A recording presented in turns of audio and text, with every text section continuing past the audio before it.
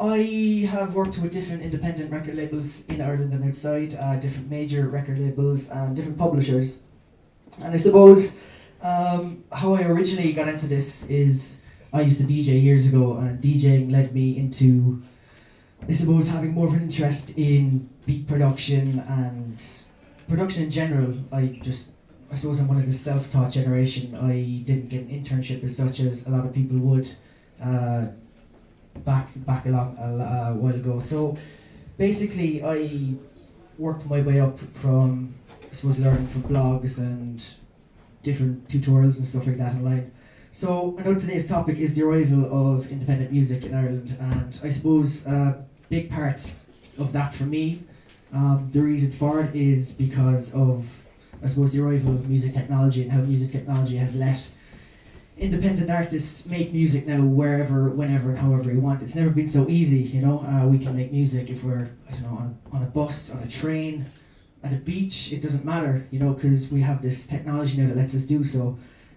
There's so many different programs out there, Logic, Ableton, Pro Tools, Reason. It doesn't really matter what we use, it just matters about being able to get your creative ideas from here to there in a way that you want, basically. So yeah, I suppose because of that, bands can now make music anywhere they want. Some examples of that would be the likes of the Animal Collective, their album Campfire Songs. I think they made it on a porch in Maryland, apparently. Another famous one would be Bon Iver's album For Emma Forever Ago. Apparently he made it in the woods, in a cabin. I've seen the Blair Witch Project, but you won't find me in a woods, in a cabin, on my own at any stage. That's far too scary for me. I'd be crying in the corner till light would reappear the next day. So yeah, so there's all these different companies out there, like UAD, Waves, Plugin Alliance. There's many of these different companies that make really, really high-level plugins that we can use to make really great music now. You know, as much as I would love to have a rack of gear worth 100 grand, you know, it's just not feasible today, and it isn't for a lot of independent artists. But because of these companies, we can now make really, really, I suppose, really high-quality music without having the expense. Now, I suppose a lot of artists too in this day and age that I work with, they don't like to be in these, I suppose, sterile studio environments. They like to be, and especially on a clock, people don't like to be, you know, having to make a song within 12 hours and that's it, you know, it's done. They like to be at home, being able to write and record and produce in their own time. And I suppose there was a ladder years ago that a songwriter would go to a producer would go to a mixer, and a mixer would go to a mastering engineer. And that ladder is there as such still today, but I suppose we can now write and produce at home. Some people still outsource mixing and that, but a lot of it can be done from home, which artists prefer now. You know, I suppose any artist I can think of, independent artists, Dahi, Laboom, La Galaxy, Bantam, Mott's, I suppose just name any. They're all making music at home from their own studios now. Yeah, so I suppose I'd like to talk about sampling a small bit, because sampling, I suppose, is something that I came from making hip-hop beats. I suppose growing up listening to the Neptunes and Jay Dilla and all these artists that influenced me, they sample music, and the Neptunes did it in a really interesting way that I suppose people wouldn't usually do it. They'd sample music and they would, not all the sample might not get in the song, but they might, instead of staring at a piano and trying to write and trying to find creativity through that, they were able to write music around samples, and sometimes the samples wouldn't even get into songs at the end of it, but it was just to start off the process of creativity. So I suppose, talking about that, I just brought one or two examples of stuff I've worked on in the past where I suppose I've sampled stuff that, I'm going to show you stuff I won't be sued for too, by the way. I've sampled stuff that I suppose would be unorthodox as such, and you think, when you hear it first, you'd be like, sure, what's that? That's absolute rubbish, but somehow it works. So this is from a song I did a few years ago with an artist called Talos. Did you hear him? Anyone? Talos? Yeah, so his album is coming out soon. So, if anyone actually, I'd be interested in guess what this sound is, okay? If we have sound.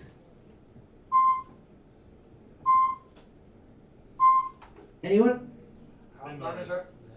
Who's a heart monitor? 50 quid. Yeah, so that's a heart monitor, and when you hear it, you're like, okay, well, how are we going to use that in a song? So what we did is we like pitched it down 7 octaves, reverbed it, put a lot of effects in it, and we got this sound. It does kind of sound like a metronome, yeah. Small bit. Yeah. So, one more example. Anybody think what this sound could be? Like somebody hitting their cheek. It's actually me in the studio playing with a plastic bottle, like a mental case. So, yeah, I know you question your insanity sometimes, you know, but somehow it worked in this song, so we kind of played it up and down the keys, and I suppose you're like, okay, that's cool, they're cool sounds, but how is that going to work in a song? So, all together, it sounds something like this, obviously with Owen's vocals, guitars, and some synths. You'll hear it all come together a bit.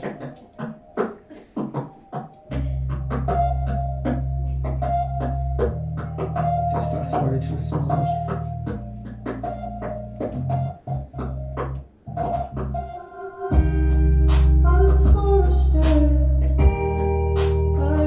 That's, I suppose, that's Talos' song called Tethered Bones. So, I suppose it's weird the way we sample stuff, and I have actually one more example I'm going to show you quickly. This is a weirder one again. Anybody? Wait for it. Jump or small. Can opening. Yes, it is a can opening. That is me again, on my own, in the studio, in the dark, playing with a Coca-Cola can. If anyone saw it, just looks crazy, like, you know, people start worrying about you at this stage, but, so, anybody? Car door. Who got, that's actually brilliant. That's really good. Now, I didn't spend the day outside closing the car door because the neighbours probably would have called the guards or something because they'd be really worried about me, so that's from a sample pack, but, again, how does this make sense? It doesn't, but when you start putting stuff together, kicks, snares, rhythms, you can hear the cannon there. This is just a drum break.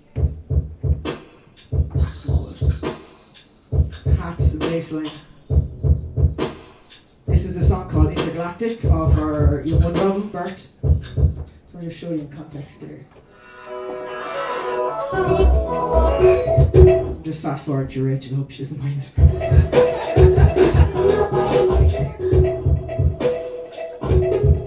So in there, I suppose, there's all these weird sounds that you don't really know are there, but they're there subconsciously, and they're catching your attention with your ears. And I suppose that's the interesting thing, that coming from a background, a non-traditional background, like a lot of artists in Ireland do, we self-teach ourselves. I know Mott's was like a really high-grade piano player. There's a guy called White from Cork who did like metal music.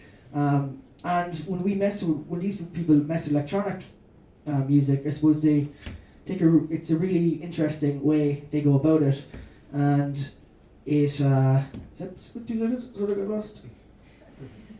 really interesting way of doing stuff, and I suppose my notes are gone. Oh no, what did I do? Jump. So yeah, I suppose before I leave, because I'm probably gone over my time already, sorry, and this is why I bring notes. Before I leave, I suppose the reason why I showed you these things is that as when we're producing, when we're making music, we do these things, and the reason why we do them is because we think they sound good, and by putting them in songs, for the punters, people that aren't critics or people that aren't like musicians, when they hear a song, they don't question why they like the song. They just know they like it, it resonates with them for a reason, and that's what we do. We try to make stuff that resonates with people. And there's a great quote by a Danish author called Hans Christian Andersen. He says, where words fail, music speaks. And that's, I suppose, a really interesting and true thing that I think. So I'll leave you with that. Thanks, guys.